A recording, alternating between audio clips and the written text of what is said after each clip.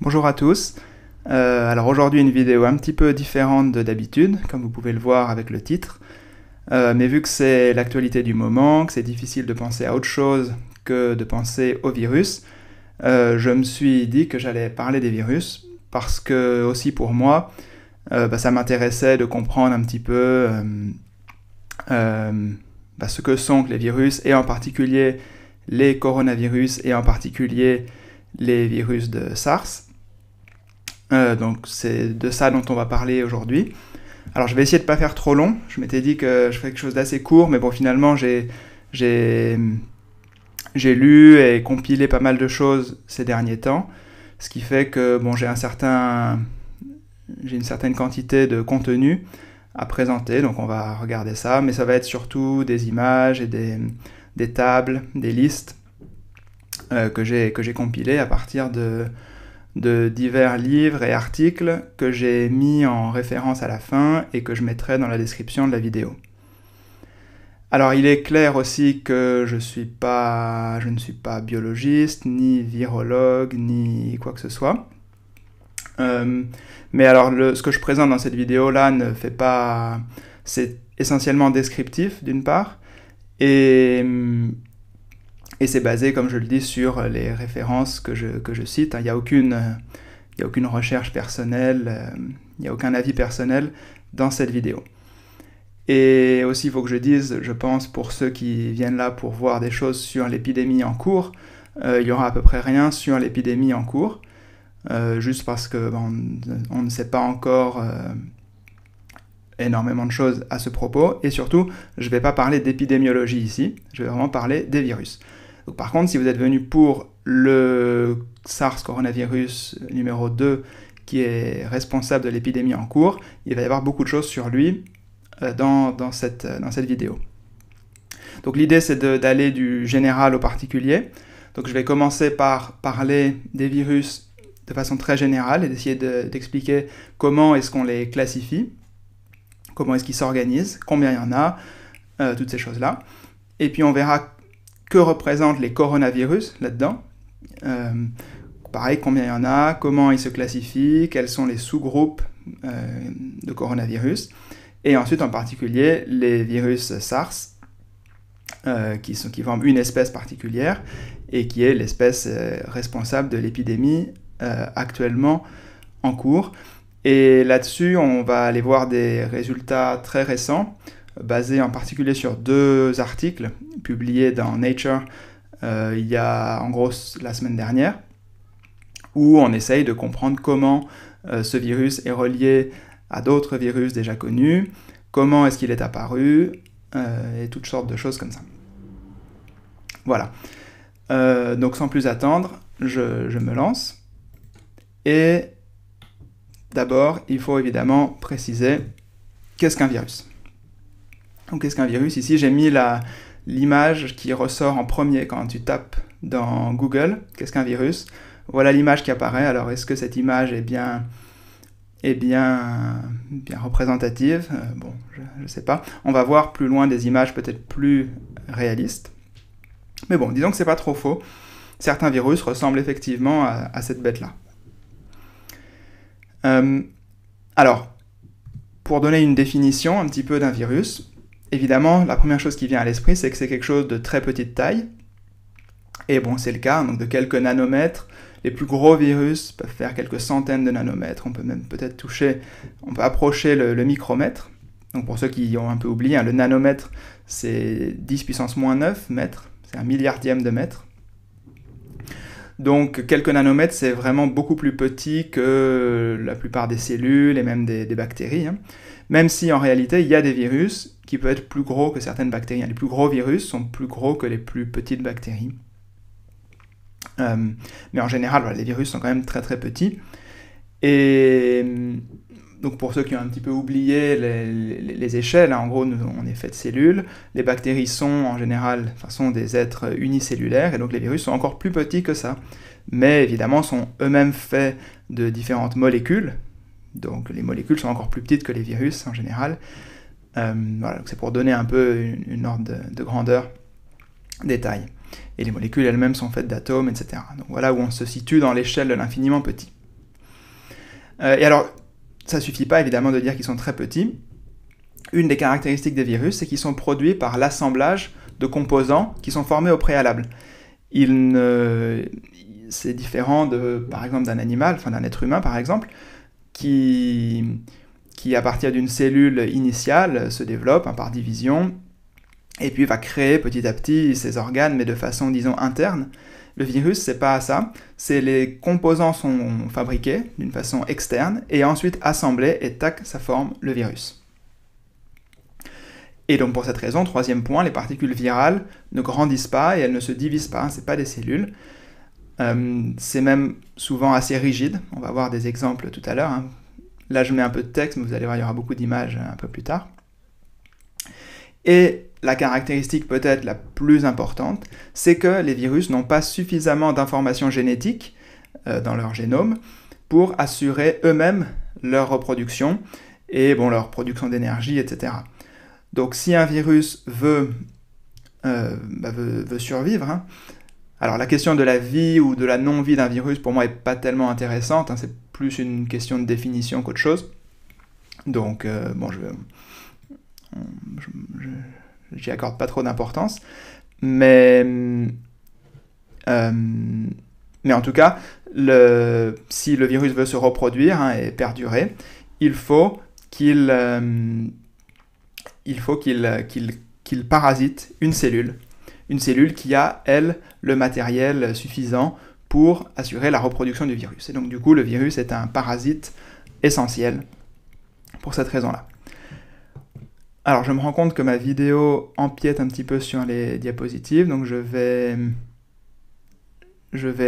disparaître pour le moment, je réapparaîtrai à la fin, ça sera plus simple. Donc je vais faire disparaître ceci, voilà.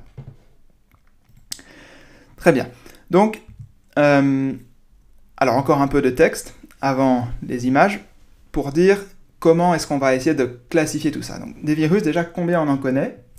Dans la diapositive suivante, je vais donner des nombres beaucoup plus précis, mais il y en a plusieurs milliers, et ça infecte vraiment toutes les formes de vie connues, hein, les plantes, les bactéries. Donc des virus peuvent infecter des bactéries, les animaux, les archées, les champignons, etc. Donc tout le monde peut être infecté par des virus, et on aimerait bien classifier tout ça. Et bon alors, ce qu'on pourrait penser, c'est qu'on va faire une classification vraiment comme on le fait par exemple pour les animaux, pour les plantes, uniquement en se basant sur l'évolution, hein, en prenant les groupes qui descendent d'un ancêtre commun, etc.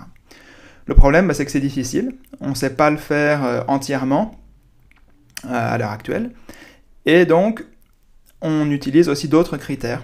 Donc par exemple, des critères moléculaires, hein. On va voir qu'il y a plusieurs types de virus, certains dont le génome est codé dans de l'ADN, d'autres dans de l'ARN, voire les deux à la fois. Et puis il y a tout un tas d'autres critères moléculaires, hein, par exemple la symétrie de la capside, la présence ou non d'une enveloppe. On va voir ça un petit peu plus tard. C'est une des premières façons dont on dispose pour classifier les virus. On va classifier ceux qui ont ARN, ADN, etc. Une autre manière de classifier, ce serait en fonction du type d'être vivant. On pourrait dire, on va mettre d'un côté tous les virus qui infectent les bactéries, d'un autre tous ceux qui infectent les humains, etc. Et donc de cette façon-là, on distingue 6 grands groupes d'êtres vivants, hein, bactéries, archées, les eucaryotes, disons, basiques, les plantes, les invertébrés et les vertébrés. Donc évidemment, cette division est un peu arbitraire, hein, mais elle reflète une certaine division qui peut être basée sur la complexité des êtres et quand même, d'une certaine façon, sur leur parenté, et du coup qui se reflète, hein, les virus qui infectent les bactéries peuvent avoir du mal à infecter les champignons, et bon. Donc c'est une autre manière de classifier. Et puis évidemment, si on peut le faire, on essaye de le faire avec la proximité évolutive. Et donc plus le groupe de virus qu'on étudie est restreint et petit, plus on peut faire ça, et vraiment, surtout avec maintenant les techniques moléculaires, on a des choses très précises. Et donc on va voir à la fin, quand on arrivera au coronavirus et au SARS, on verra qu'on arrive à faire des choses quand même très très précises. Bon, et alors dans cet exposé, je vais essentiellement ne m'intéresser qu'aux vertébrés, enfin plutôt virus qui infectent les vertébrés, plus ou moins arbitrairement, parce que sinon il y en a trop et les tables seraient plus compliquées, donc on va se focaliser sur les virus qui infectent les vertébrés. Et alors, je vous promets, c'est la dernière page de texte, mais juste il faut que je définisse la terminologie. Alors il y a toute une hiérarchie des différents groupes qu'on peut faire de virus, mais les plus importants, il y en a 4 que je vais utiliser, hein, et on va simplifier un peu pour pas trop s'embrouiller dans tous les noms qu'il peut y avoir. Donc le plus gros groupement, c'est ce qu'on appelle l'ordre. Et donc les ordres, il y en a actuellement 14. Et les noms d'ordre vont se terminer par virales, en latin. Toujours des noms latins qui se terminent par virales. Bon, et puis parmi ces 14 ordres, alors ici c'est pas forcément fondamental, mais les 10 premiers, on sait plus ou moins comment ils sont agencés entre eux, donc on peut les rassembler dans un royaume, les Riboviria, et puis les 4 autres, on sait pas trop. Donc ça c'est le groupement le plus gros, il n'y en a que 14. Ensuite, si on groupe de façon plus précise, on groupe en famille. Les noms de famille se terminent par viridae, et donc famille, ça va être vraiment la chose la plus importante pour nous, hein. Par exemple, les coronavirus, le nom latin, ça va être coronaviridae, et c'est une famille. Donc les familles, il y en a actuellement, on en dénombre 150, et pareil, toutes ne sont pas dans un ordre, hein. Il y a certaines familles qu'on ne sait pas tellement classer dans des ordres, donc elles sont orphelines. Et ensuite, à l'intérieur des familles, on a quelque chose de plus petit, hein, le genre, dont le nom se termine en virus. Et puis ensuite, les espèces. Donc les genres, hein, j'ai mis dans la classification actuelle, on en dénombre 1019, et à l'intérieur de tout ça, on a 5560 espèces de virus. Même si on pourrait se demander quelle est la définition d'une espèce, hein, vu que les virus, comme je l'ai dit, ne se reproduisent pas eux-mêmes, hein, donc les mots qu'on utilise pour les autres êtres vivants ne sont pas forcément adaptés. Donc en gros, toute cette hiérarchie est un peu arbitraire, ordre, famille, genre, espèce. C'est un peu arbitraire, et donc on essaye de regarder des degrés de similarité qui sont de plus en plus importants. Donc deux virus de la même espèce sont suffisamment proches. Voilà, j'imagine que les spécialistes débattent de ce qu'il faut appeler une espèce, etc. On ne va pas trop s'attarder là-dessus, hein, ça c'était juste pour définir le vocabulaire. Voilà, donc ce monde des virus est très très divers. J'ai dit que les tailles variaient beaucoup, et donc ici, on voit sur cette diapositive quelques exemples de virus. Donc on voit effectivement des virus de différentes tailles, et ici ils sont classés d'une certaine manière. À gauche, les virus qui possèdent de l'ARN, de l'acide ribonucléique, comme matériel génétique, et à droite, ceux qui possèdent de l'ADN. Voilà, donc bon, j'ai pas grand chose à dire, on va revenir sur certains de ces virus un petit peu plus tard. Vous voyez les terminaisons en viridae, hein, donc ce sont des familles, tout ça, les Reoviridae, les Birnaviridae, etc. Tout un tas. Certains, vous avez peut-être entendu parler déjà, hein, Herpes viridae, virus de l'herpès. Pour certains, on peut comprendre un petit peu ce que les noms veulent dire, hein, le Parvoviridae, si vous avez fait du latin, vous savez que Parvo c'est petit, donc effectivement il est petit, même si c'est pas le plus petit comme on le voit. Bon, qu'est-ce qu'on peut voir d'autre? Alors on reconnaît les Coronaviridae vers le milieu, dont on va parler beaucoup. Les Rétroviridae à droite, hein, dont font partie le virus du sida, le VIH. Voilà, bon. Donc tout un tas de virus, on va regarder un petit peu tout ça plus en détail. Donc, pour venir sur des nombres, je vous ai dit qu'il y avait 14 ordres. Donc voilà les 14 ordres. Donc ils se terminent en virales. Et pour chaque ordre, le nombre d'espèces dedans, donc vous voyez que les ordres finalement, c'est pas forcément très gros, hein. Donc les Cautienvirales, seulement 2 espèces dedans. A l'inverse, les Caudovirales, 1320 espèces. Et alors si vous êtes curieux, si vous êtes venu ici pour le coronavirus, pour les coronavirus, ils font partie de l'ordre des Nidovirales, hein, vous voyez, où il y a 88 espèces. Bon, voilà. Alors je me rends compte que là, sur cette diapositive, je peux remettre la vidéo, comme ça je peux faire un petit coucou. Donc juste pour dire que, comme vous le voyez, ces 14 ordres, finalement, ne regroupent que même pas la moitié, en fait, enfin peut-être à peu près la moitié seulement de tous les virus. Vous voyez qu'il y a 2702 autres espèces de virus qui rentrent dans aucun ordre. Donc c'est ces fameuses familles orphelines dont j'ai parlé au début. Très bien. Alors, maintenant, faisons une petite pause géométrie quand même, vu qu'on est sur cette chaîne où je parle pas mal de géométrie. L'une des choses qui est importante, qui caractérise les virus, c'est que comme ils sont très petits et qu'ils sont des assemblages de ces molécules assez rigides, certains ont des symétries qui sont imposées par la géométrie, par la nature. Et donc une symétrie peut-être la plus importante, comme on va le voir sur la table suivante, c'est ce qu'on appelle la symétrie icosaédrale. Donc un icosaèdre, qu'est-ce que c'est? C'est la figure que vous voyez ici. C'est un polygone régulier, pardon, pas un polygone, un polyèdre régulier, convexe,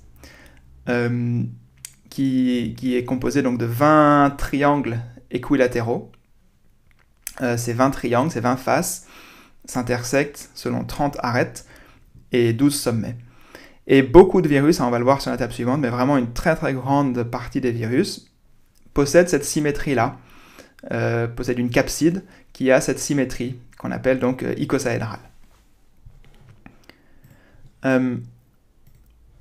Et alors, juste pour ceux qui ont vu les autres vidéos où je parlais de courbure et un peu de topologie, vous savez que, et aussi ceux qui ont vu la topologie algébrique, savent que si on calcule le nombre de sommets moins le nombre d'arêtes plus le nombre de faces, on obtient la caractéristique de l'aire de la surface qu'on a triangulée ainsi. Donc ici, c'est un cas parfait pour faire ça. Donc vous voyez, 12 moins 30 plus 2, ça fait 2. Et 2, c'est bien égal à la caractéristique de l'aire, qui est 2 moins 2G, où G est le genre de la surface qu'on a triangulée, qui ici est la sphère, donc genre 0. Donc on trouve bien 2. Et donc juste comme on parle de l'icosaèdre, évidemment, on ne peut pas parler de ça sans mentionner les autres solides, donc les autres polyèdres réguliers convexes.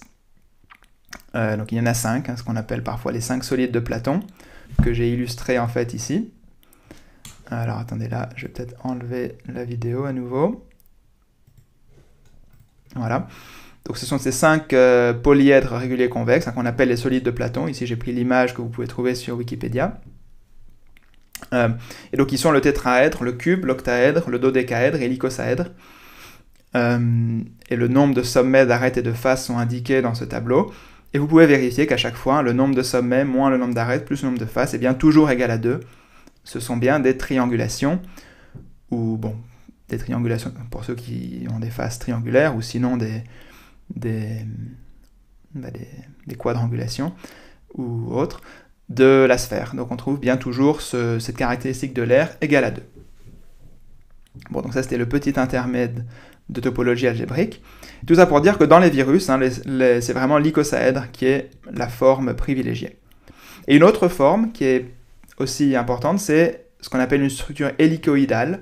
C'est-à-dire que le virus, la capside, ce qui enferme le matériel génétique, donc par exemple ici vous voyez l'ARN, a une forme hélicoïdale, donc une sorte de forme d'hélice, qu'on peut paramétrer par son pas, etc., comme n'importe quelle hélice. Donc si je parle de ces formes, c'est parce que la forme hélicoïdale qui est ici, et la forme icosaédrale qui est là, sont vraiment les deux formes les plus importantes pour les virus. Et donc voilà le gros tableau que j'ai préparé,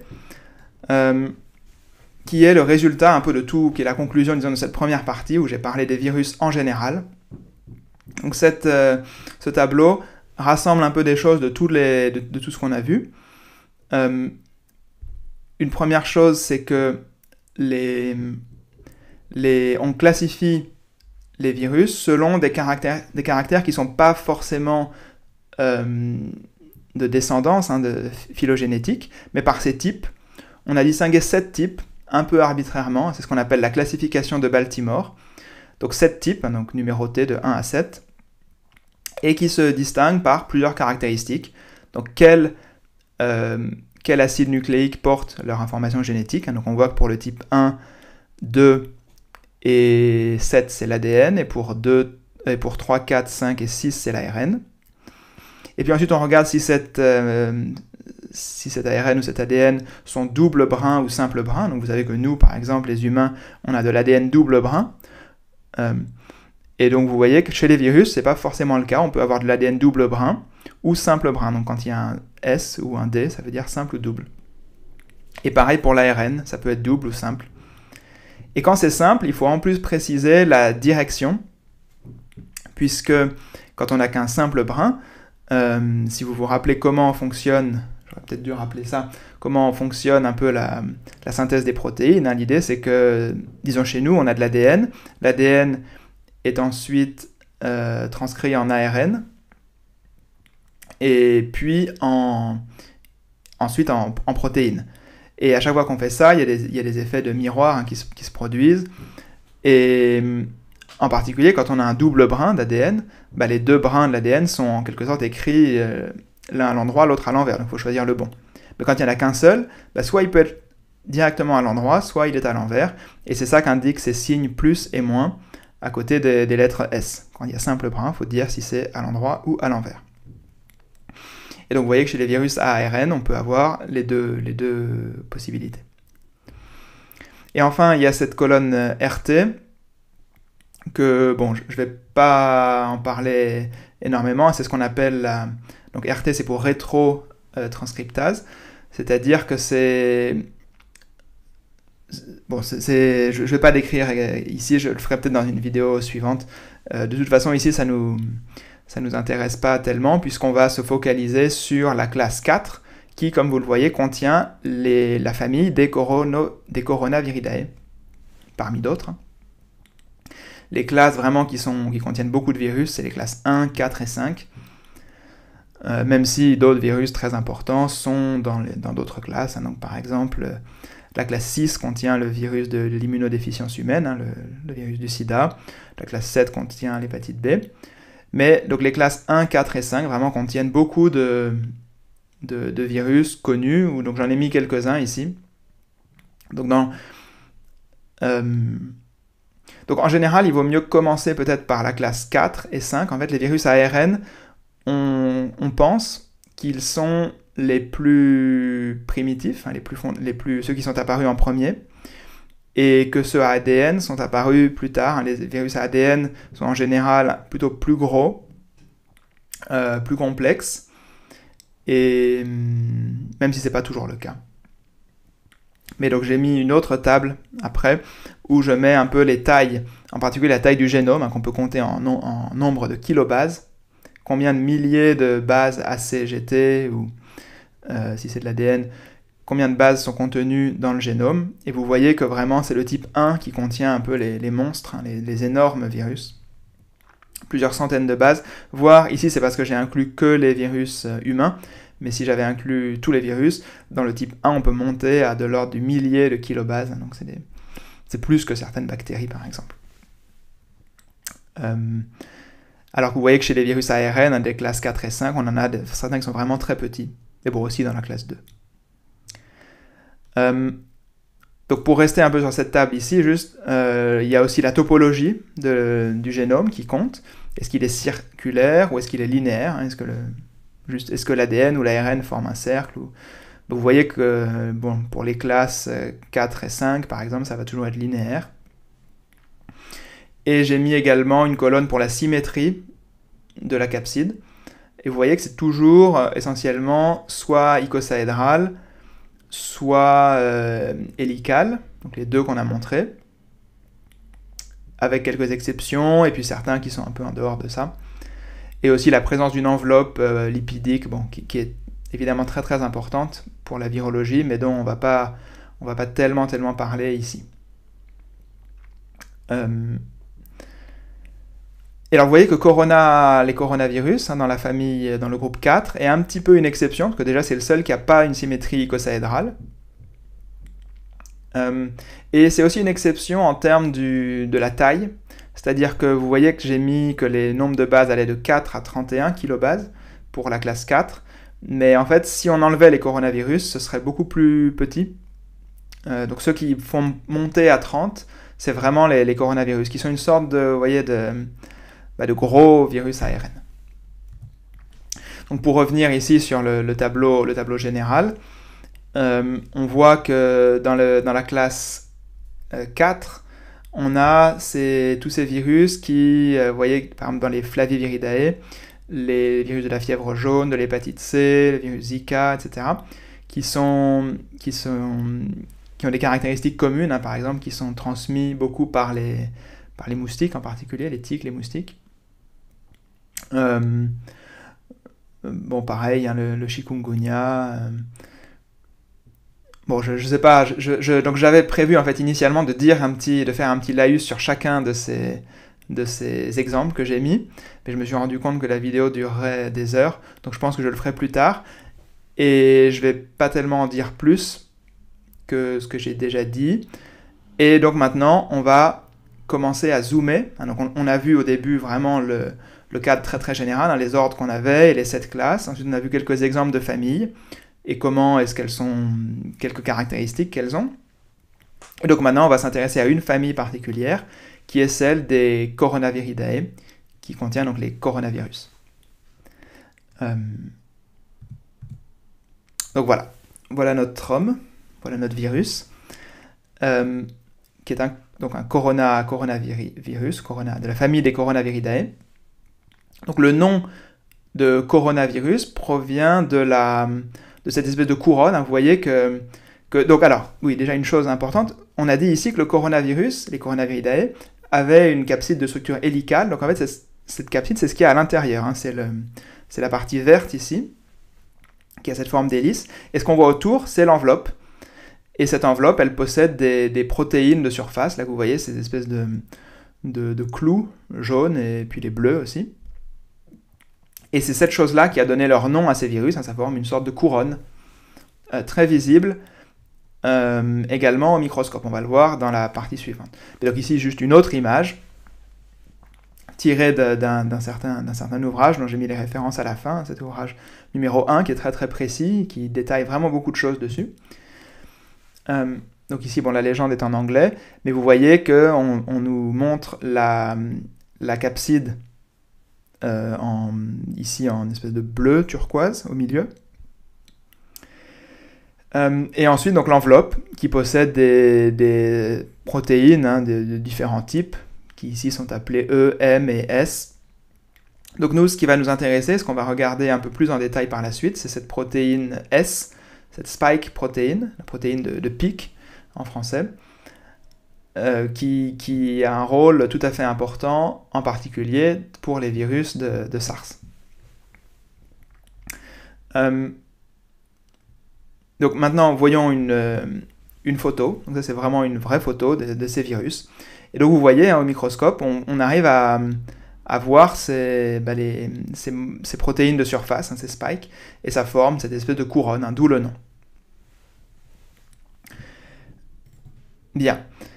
Alors, maintenant, donc, j'ai présenté très brièvement cette famille entière des Coronaviridae. Et faisons un petit récapitulatif, hein, de où on se situe dans la hiérarchie. Donc ce graphe est tiré d'un autre article que vous pouvez aller voir en référence. Il est publié dans Nature, mais accessible à tous. Donc vous pouvez aller le lire, hein, c'est pas très long. Et donc ça fait un petit peu le parallèle et le résumé avec où on est et le parallèle avec nous. Donc comme je l'ai dit, dans la liste des 14 ordres du début, hein, le coronavirus se situe dans les Nidovirales, donc c'est l'ordre, qui est l'équivalent pour nous des primates. D'accord ? Donc des primates, ils contiennent les hommes évidemment, mais aussi d'autres espèces de grands singes, etc.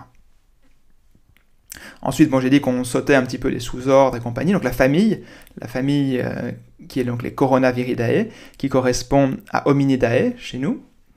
Et puis ensuite, j'ai dit on peut sauter un petit peu aussi les sous-familles. Et donc le genre. Donc le genre pour les coronavirus, je ne vais pas en parler tellement, même si ça apparaîtra dans une table plus loin. Mais donc ici, c'est bêta coronavirus. c'est l'équivalent de Homo pour nous. Et ensuite l'espèce. Donc l'espèce qui pour nous est Homo sapiens. Et pour les virus auxquels on s'intéresse beaucoup, c'est donc SARS, le SARS coronavirus, dont on va parler et qui est responsable de l'épidémie actuelle. Et vous voyez qu'ensuite les individus, donc ici il y a une liste de gens, alors je ne les connais pas tous, mais vous voyez Marie Curie et Albert Einstein dedans, c'est l'équivalent des différents individus de virus qu'on a observés. Et donc parmi eux, on peut trouver vous voyez là vers la troisième ligne avant la fin, le SARS-CoV-2, qui est le responsable de l'épidémie actuelle.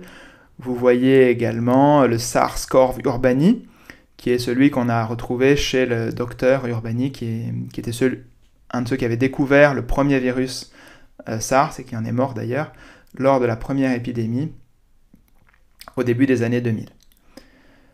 Donc voilà, ça c'est pour un petit peu même faire le parallèle avec les humains, et aussi dire, donc on va le redire évidemment après, et ça va être vraiment clair, mais il y a cette chose qui a un peu prêté à confusion, et en particulier j'ai vu qu'une vidéo sur Facebook était devenue assez virale, c'est le cas de le dire, en disant que c'était la France, ou je sais pas, ou l'Institut Pasteur, ou quelque chose comme ça, qui avait créé le coronavirus. Alors bon, déjà c'est complètement idiot, parce que le coronavirus, on a vu que c'était une famille, il y en a beaucoup de coronavirus, et quand on parle de coronavirus, il faut dire lequel, il y a, on va voir, 39 espèces, et parmi ces 39 espèces, il y en a une qui est responsable de l'épidémie actuelle, qui est le SARS donc, et qui avait déjà été responsable d'une épidémie au début des années 2000, et sauf qu'il se trouve que les médias en général ont décidé, dans l'appellation SARS coronavirus, lors de la première épidémie, d'abréger ça en SARS tout court. Et donc on a assez peu parlé de coronavirus lors de la première épidémie. Et dans la deuxième, celle qui est en cours, le nom du virus est le même, toujours SARS coronavirus, on a décidé cette fois-ci de laisser tomber la première partie et de se focaliser sur coronavirus.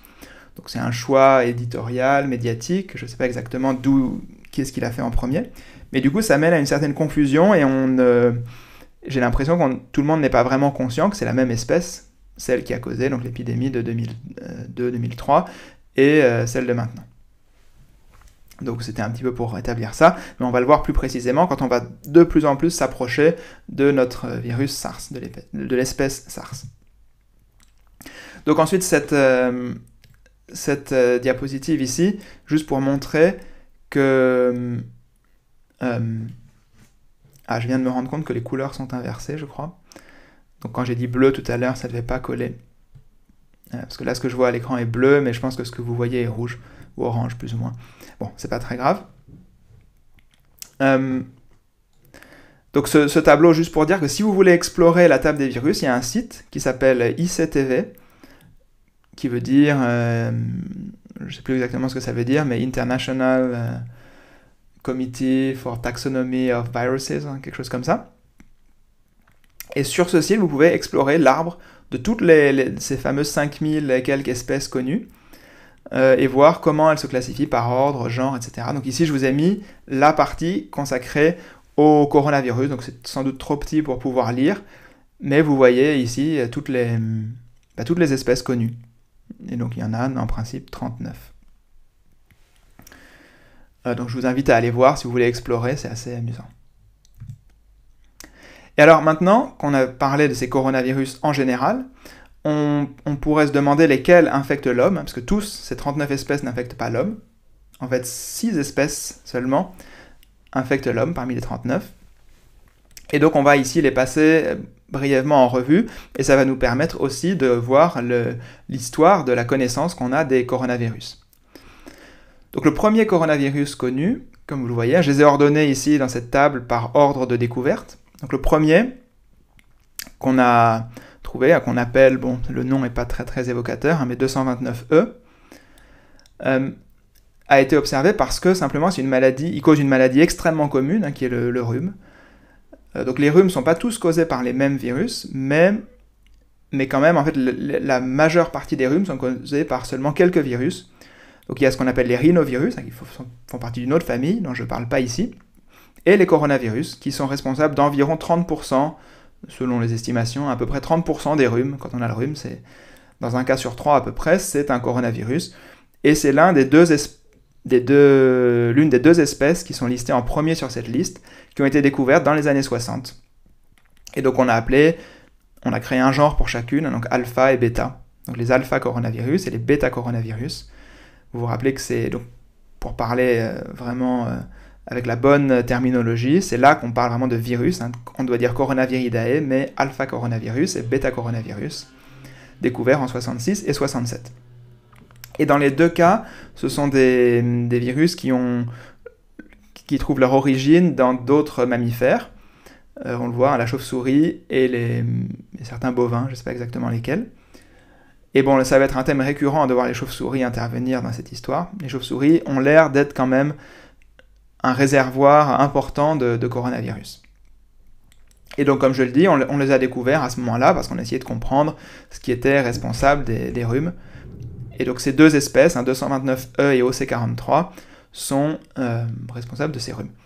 Et donc, on les appelle HCoV, comme coronavirus humain. Et donc, voilà, deux espèces. Et on n'avait pas découvert d'autres espèces avant donc 2003, où là est apparu ce syndrome aigu d'insuffisance respiratoire, donc SARS en anglais, SRAS en français. Je vais utiliser ici l'acronyme anglais, puisque c'est celui qui est utilisé dans les textes scientifiques. Donc SARS coronavirus, on a décidé de changer de nom. On lui a donné un nom parce que simplement il a eu vraiment une couverture médiatique importante. Donc c'est le nom de l'espèce qu'on a choisi, SARS coronavirus. Il fait partie du genre du bêta, donc du deuxième découvert, du OC43, découvert en 2003, venant lui aussi des chauves-souris. Et là on peut s'attarder un tout petit peu sur ce qui s'est passé. Donc il est sans doute originaire de la province du Guangdong en Chine, donc en 2003. Et ça a donné lieu à une épidémie qui s'est propagée dans un certain nombre de pays, avec de l'ordre de 8000 cas et environ de l'ordre de 800 décès, de l'ordre de 10% de décès.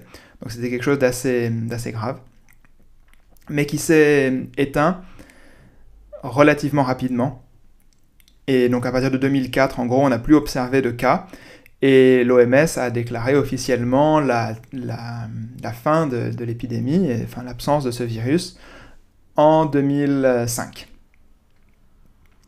Sauf que, évidemment, comme vous le savez tous, en décembre 2019, une seconde épidémie a commencé, encore en Chine, probablement encore à l'origine d'une chauve-souris, bien qu'on peut nuancer ça, et on va le voir dans la suite quand on va se focaliser encore plus sur ce virus actuel.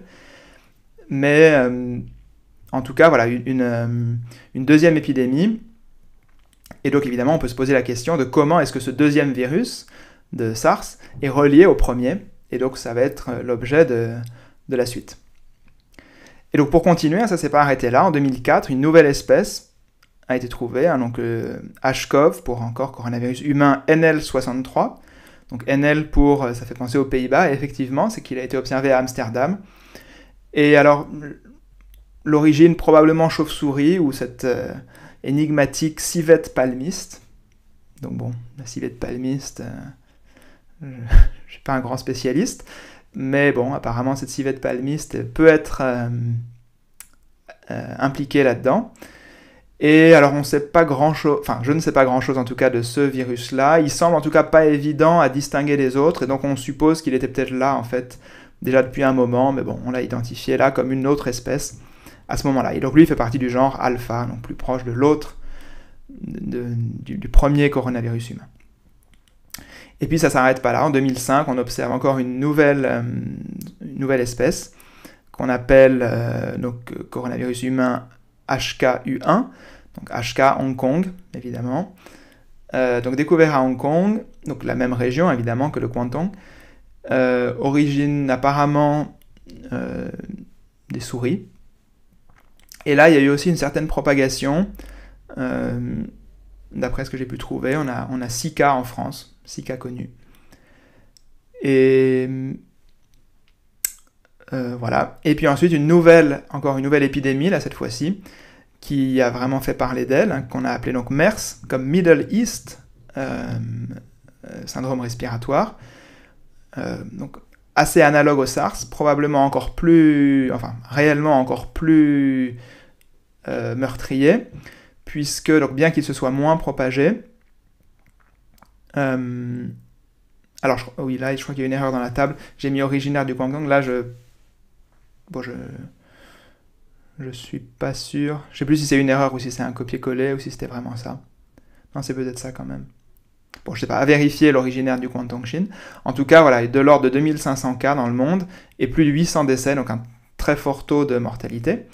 Et surtout, donc, on n'en parle plus forcément énormément maintenant, mais l'épidémie, là, pour le coup, n'est pas du tout arrêtée, hein, donc on a toujours quelques centaines de morts par an à cause de cette espèce de coronavirus, donc le MERS, Middle East.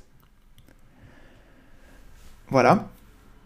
Et alors, on peut essayer de voir comment est-ce que tout ça s'est agencé. Et donc, si vous repensez à ce que j'ai dit tout au début de la vidéo, où je parlais de comment est-ce qu'on peut classer les virus, à très grande échelle, c'est difficile de savoir comment est-ce qu'ils sont reliés, parce qu'ils sont grande variété, hein, comme on l'a dit, certains sont ADN, d'autres ARN, mais ici on est maintenant dans quelque chose d'assez restreint. On est dans cette famille des Coronaviridae, et là on peut essayer de classifier vraiment par qui descend de qui, et comment est-ce que les liens de parenté se forment. Donc voilà le résultat. On voit ici, je vérifie qu'on voit toujours bien, oui. Donc on voit ici une partie des espèces de coronavirus. Hein. Vous voyez que sur les 39, on en a ici une quinzaine. Donc c'est chacun des cadres gris qui se situe à droite. Et alors là, il ne faut pas que je me trompe sur les couleurs. Je pense que vous voyez en bleu clair 4 espèces et en bleu foncé 2 autres espèces. Et donc il s'agit là des 6 espèces en tout, hein, qu'on a vues sur cette table-là. Et vous voyez comment est-ce qu'elles sont reliées. Donc vous voyez le genre tout en bas, le genre alpha, et puis tout le reste essentiellement le genre bêta. Et vous voyez que le MERS et le SARS sont relativement proches par an, en tout cas sont plus proches entre eux que les autres espèces. Donc ça pourrait indiquer, effectivement, les deux ont l'air d'être quand même plus dangereux pour l'homme. Et donc ensuite, on peut s'intéresser à ce qui se passe à l'intérieur même d'une espèce. Donc là, pour toutes les espèces, sauf le SARS, on a mis qu'un seul représentant de ces virus, qui sont identifiés par ces noms un petit peu barbares, mais vous voyez, ça va être pire après. Et pour le SARS, on a mis ici 5 individus, dont vous voyez le SARS-CoV, celui responsable de l'épidémie de 2003, et le SARS-CoV-2, responsable de l'épidémie actuelle. Et bon, je rentre pas trop dans les détails, je vous invite à aller voir l'article si vous voulez voir ce que veulent dire les longueurs des traits, ce que veulent dire les nombres, la 90%, etc., qui sont en haut.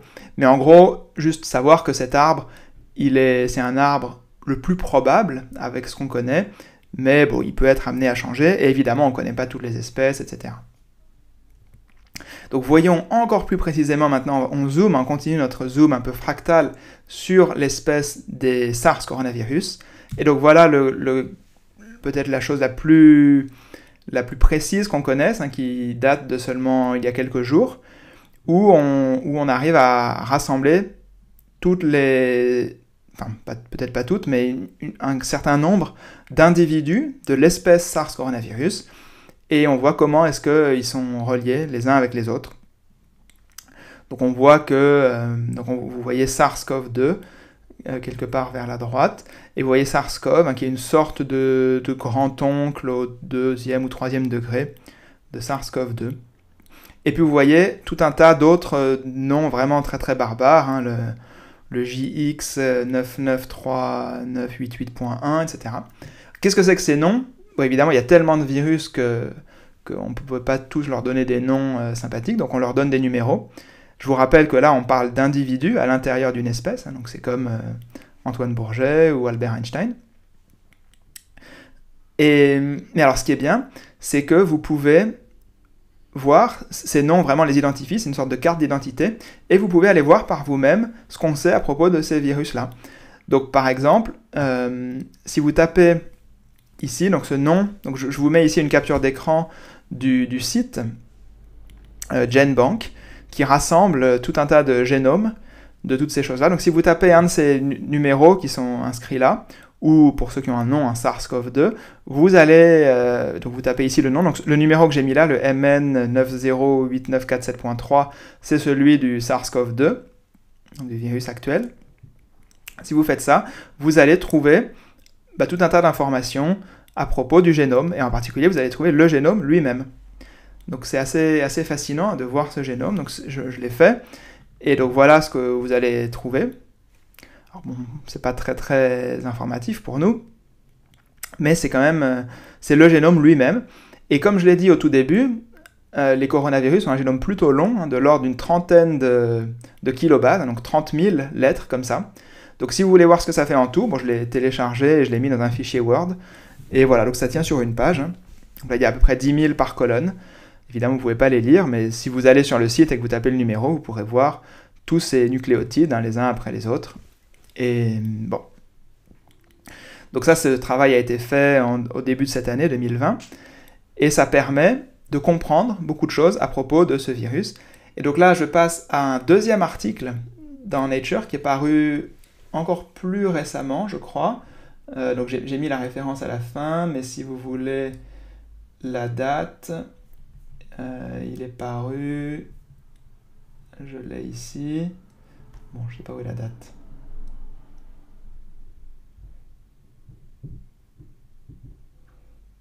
Ah, le 17 mars.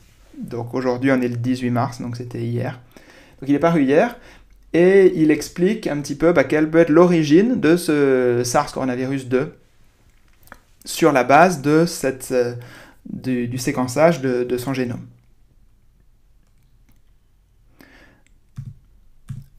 Alors voilà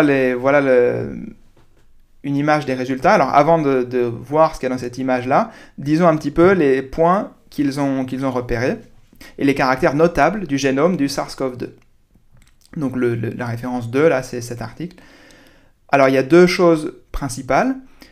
La première, c'est que le SARS-CoV-2 a des protéines de pic, donc ces fameuses, si on revient ici, les protéines de pic, ce qui est appelé S ici, elles sont très particulières sur le SARS-CoV-2. Et c'est une partie qui est très importante, puisque c'est ça qui va déterminer à quel point la maladie peut infecter les humains, parce que c'est responsable de l'entrée dans les cellules. Il y a tout un tas de phénomènes complexes que je n'ai pas étudiés en détail. Mais en tout cas, cette partie, et en particulier un domaine qu'on appelle RBD, est très important dans la contamination avec les humains. Il se trouve que ce RBD se lie à des récepteurs qu'on appelle ACE2 chez les humains. Et donc la chose importante, c'est que ce RBD est vraiment assez spécifique chez le SARS-CoV-2. Et du coup, on va voir tout à l'heure que cette spécificité montre que c'est sans doute le résultat d'une sélection naturelle. Et donc on va voir ce que ça implique par la suite.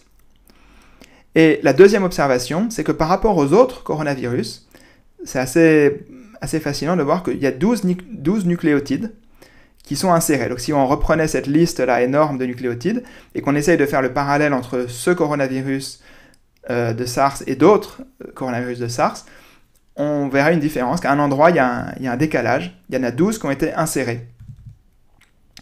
Et alors, d'après ce que j'ai compris, on ne connaît pas exactement encore les conséquences fonctionnelles de ces 12 nucléotides, mais elles sont probablement assez importantes. En tout cas, bon, c'est vraiment un problème d'essayer de les comprendre. Donc le fait est qu'apparemment tous les SARS-CoV-2 qu'on a pu séquencer possèdent ces deux caractéristiques, et donc cela suggère fortement qu'il y a un ancêtre commun, et en utilisant des techniques d'horloge moléculaire et ce genre de choses, on peut dater cet ancêtre commun, et donc c'est assez récent, en novembre-décembre 2019. Donc tous les SARS-CoV-2 descendent apparemment d'une particule virale qui était active, qui qui était dans le business, en tout cas en novembre-décembre 2019. Alors, voyons un petit peu plus maintenant sur l'image ici ces deux caractéristiques. Donc, la ligne qui est tout en haut, c'est une représentation du génome tout entier. Vous voyez que les nucléotides vont de 1 à 29 903, donc c'est les 30 000 que j'évoquais à peu près. Et donc, ces différentes parties du génome codent pour différentes protéines ou d'autres choses. Et en particulier, on a cette partie où il y a écrit spike, qui est cette molécule, cette protéine spike, de pic donc, sur lequel on fait un zoom. Donc il contient, comme vous le voyez, 1285 bases. Et alors, dans ces... Ah non, pardon, 1285, c'est les acides aminés, donc il faut diviser par 3. Et alors, dans tout ça, vous voyez qu'on peut zoomer vraiment sur deux portions très particulière, ce RBD dont je parlais, qui est vraiment une zone sur la protéine elle-même et qui est responsable de comment est-ce que le virus se lie à d'autres protéines humaines, ce ACE2. J'ai laissé la légende pour que vous puissiez lire et je vous invite à aller voir le papier. Donc vous voyez qu'il y a un premier zoom là en bas sur cette région, ce Receptor Binding Domain. Et on peut voir que donc le SARS-CoV-2 est la première ligne en haut, et si vous vraiment zoomez, vous pourrez voir les lettres qui correspondent aux acides aminés. Et encadrées sont les coïncidences avec d'autres types de SARS, coronavirus, chez différents mammifères, donc humains, mais aussi la deuxième ligne chauve-souris, la troisième ligne pangolin, etc. Et vous voyez qu'il y a une ligne qui colle parfaitement. Il y a une seule ligne, en fait, qui colle parfaitement avec la première, c'est la troisième ligne, la ligne pangolin. Même si, comme on va le voir, la deuxième ligne, le BAT, donc chauve-souris RATG13, est en fait plus proche, globalement, est plus proche du SARS-CoV-2, mais pour ce qui est de ces quelques zones cruciales, de ces quelques acides aminés cruciaux, c'est vraiment le pangolin qui colle le mieux. Donc on va revoir ça tout à l'heure. Et donc la deuxième zone intéressante, c'est ce deuxième zoom qu'on voit plus sur la droite, qui est dans une autre partie, qui est entre deux sections, la section S1 et la section S2 de cette zone du génome qui code pour les spikes. Et donc c'est là que vous voyez ces nucléotides ajoutés. Donc vous voyez qu'il y a 4 zones, 4 nucléotides, donc qui correspondent donc à 4 acides aminés, donc qui correspondent à ces 12 nucléotides, qui sont là pour le SARS-CoV-2, qui ne sont pas là pour tous les autres. Aucun des autres ne l'a. Donc ça, c'est vraiment quelque chose de remarquable. Et donc, il faut essayer de comprendre ce qui s'est passé ici. Donc voilà, c'est les deux choses illustrées de ce que je disais ici. Et alors, sur la base de ces observations, on peut essayer de comprendre d'où vient ce SARS-CoV-2. Et alors, il y a 2 théories principales qui sont émises dans l'article que je mets en référence. La première hypothèse, c'est qu'il y a eu un processus de sélection naturelle dans un animal hôte, puis un transfert zoonotique, c'est-à-dire de l'animal vers l'homme, vers Homo sapiens, qui s'est produit. Donc, alors, pour l'origine, il y a les deux suspects vraiment numéro 1, c'est les 2 lignes qui sont ici, donc ce fameux BAT RATG13 et le deuxième pangolin.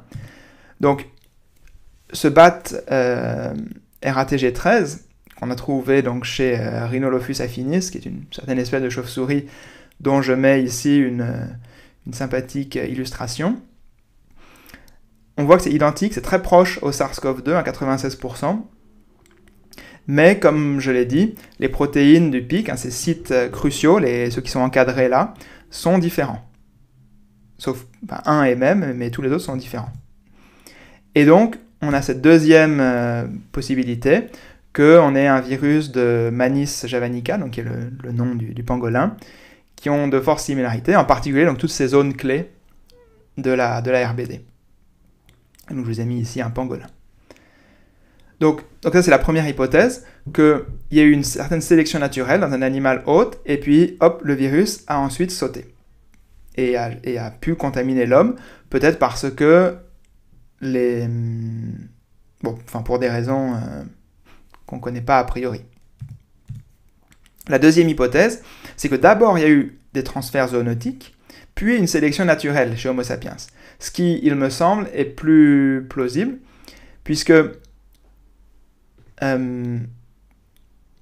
enfin non, je ne sais pas si c'est plus plausible, mais en tout cas, il faudrait expliquer ces deux choses vraiment qui sont différentes.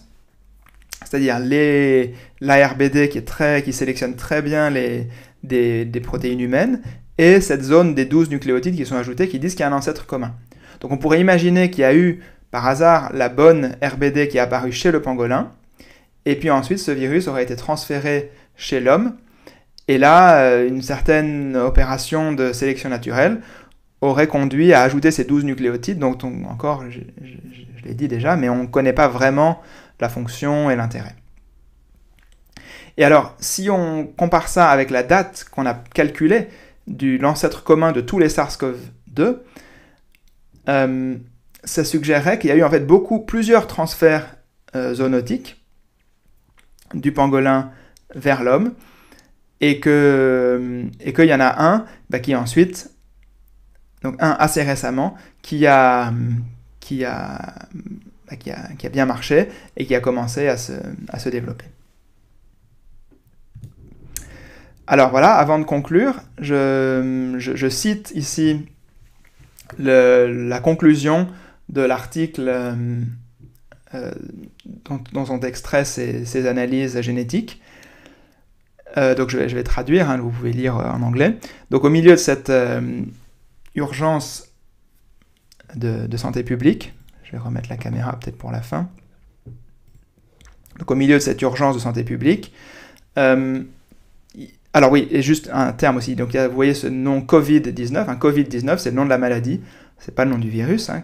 Covid-19 ça veut juste dire Coronavirus Disease de 2019, la maladie causée par un coronavirus en 2019. Donc au milieu de cette urgence de la maladie Covid-19, il est raisonnable de se demander pourquoi est-ce que c'est si important de comprendre les origines de la pandémie.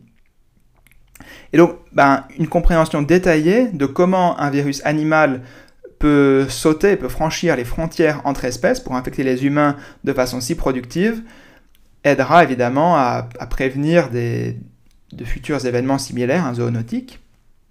Et donc par exemple, si SARS-CoV-2 s'est adapté préalablement dans une autre espèce d'animaux, comme on l'a suggéré dans l'hypothèse 2 chez le pangolin, alors il y a un risque assez grand que d'autres événements similaires se produisent à nouveau. Alors qu'à l'inverse, si le processus évolutif s'est passé chez les humains, le risque est quand même moins grand parce qu'il faudrait répéter tout ça pour qu'il y ait d'autres épidémies du même genre. Donc, de la même façon, identifier les parents les plus proches du SARS-CoV-2 chez les animaux, ça pourra vraiment aider à étudier ces virus et puis les chances d'autres contaminations.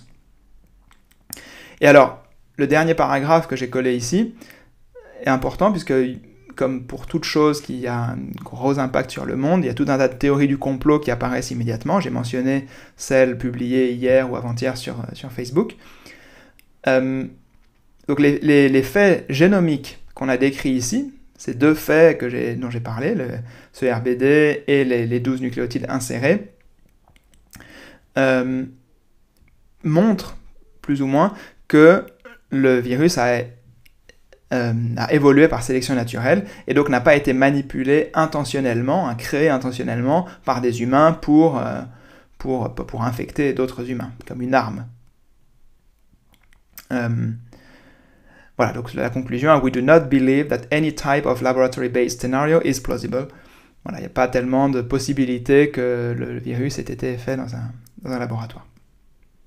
Voilà, donc je conclus là-dessus, je crois que j'avais rien d'autre. Je mets ici la bibliographie avec les principales sources que j'ai utilisées. Évidemment, Wikipédia est toujours une bonne source, ou disons un annuaire de sources, pour aller voir ensuite les articles originaux. Donc n'hésitez pas à aller voir. Donc comme je l'ai dit au début, j'ai parlé assez peu de l'épidémie, de ce qu'il fallait faire pour l'endiguer ou la contrôler. J'en parlerai peut-être un petit peu après, mais bon, évidemment, je peux répéter les conseils usuels de suivre les recommandations des autorités sanitaires, du gouvernement, etc., le confinement, se laver les mains, tout ça, je pense que tout le monde est maintenant au courant. Voilà, donc je ferai peut-être une autre vidéo où je parlerai peut-être d'autres types de virus et des vaccins. Et pour terminer aussi sur une note un petit peu positive, dans le cadre de cette grande épidémie qui nous affecte, je peux dire que oui, j'ai commencé donc à préparer cette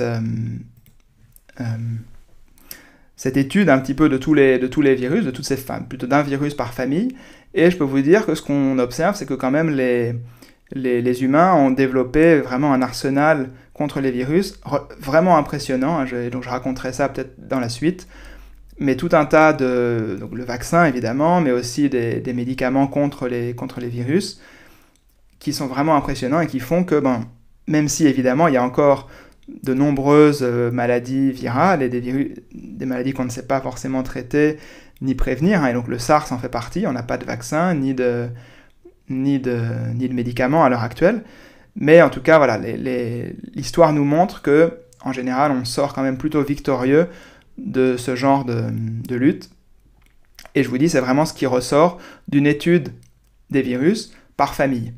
Évidemment, si on procède par l'étude des virus en prenant ceux qui causent le plus de morts, évidemment, on sélectionne ceux contre lesquels on ne sait pas lutter, donc évidemment qu'on trouve qu'on ne sait pas faire grand-chose. Mais vraiment, si on procède dans le bon ordre, on se rend compte qu'il y a quand même beaucoup d'espoir à avoir.